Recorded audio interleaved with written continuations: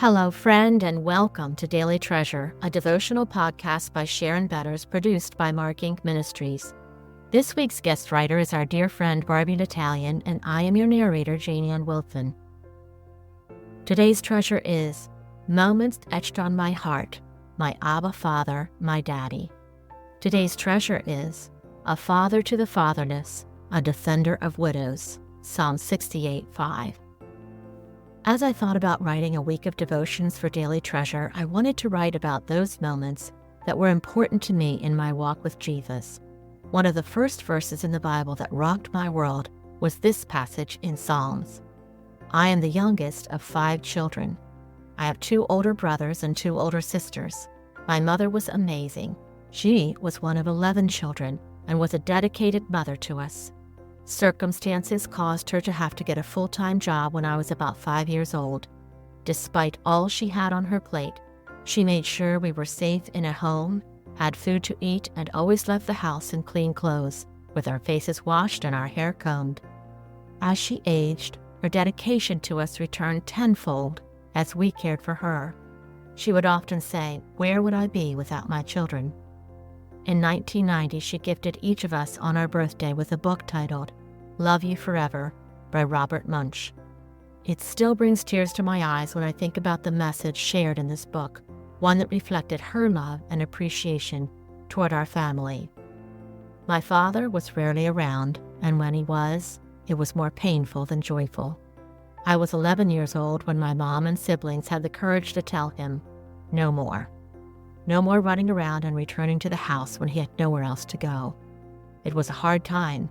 I was old enough to know what was happening was wrong, but young enough that I still loved my father. He packed and left. I didn't hear from him again for 26 years. No letters, cards, calls, nothing. When I was 18, I met my now husband, Jerry. As we dated, Jerry surrendered his life to Christ, and I was left with a choice. Do I embrace a relationship with God, whom I feel I held somewhat responsible for growing up without a father, and stay in this relationship, or do I walk away? Knowing I was struggling, friends of Jerry's offered to help me with my questions about God. They explained God's plan of salvation to me, and that night, I prayed and asked God to forgive me of my sins and become the Lord of my life. That night, I became a child of God. I still had doubts and struggles, but I read my Bible, started going to church, and surrounded myself with people going in the same direction. Then one night, I can remember it as if it were yesterday, I read Psalm 68:5. God is the father to the fatherless, and a defender of the widow. I knew beyond a shadow of a doubt that all of those years my father had abandoned me. I had a father who cared for me in ways no earthly father could have. He protected me in places no earthly father would have found me.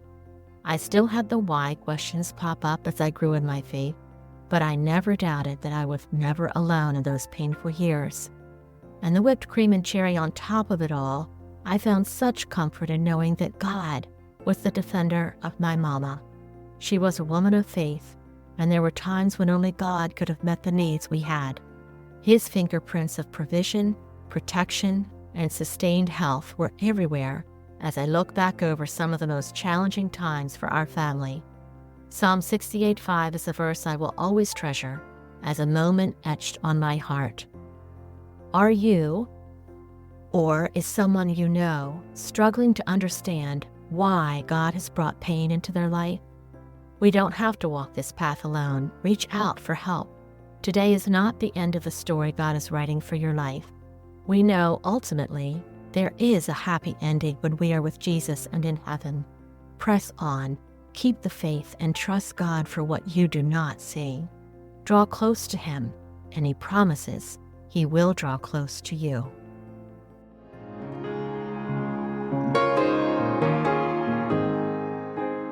After a 14-year struggle with addiction, Ben Fuller was set free in Jesus' name. Through his music, he passionately tells of the hope he found in Jesus, and we are so excited to bring his music to Delaware on July 28th at Middletown High School through our special event, Hope is alive.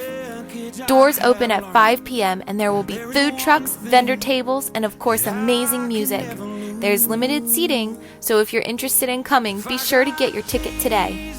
We are pleased to announce that a portion of the proceeds from this event will be donated to Face the Facts, a local nonprofit organization whose mission it is to aid those struggling with recovery, mental health, homelessness, or simply need a hand up in life. You can get your tickets at markinc.org, markinc.org. We hope to see you there. If I got Jesus, I got it all.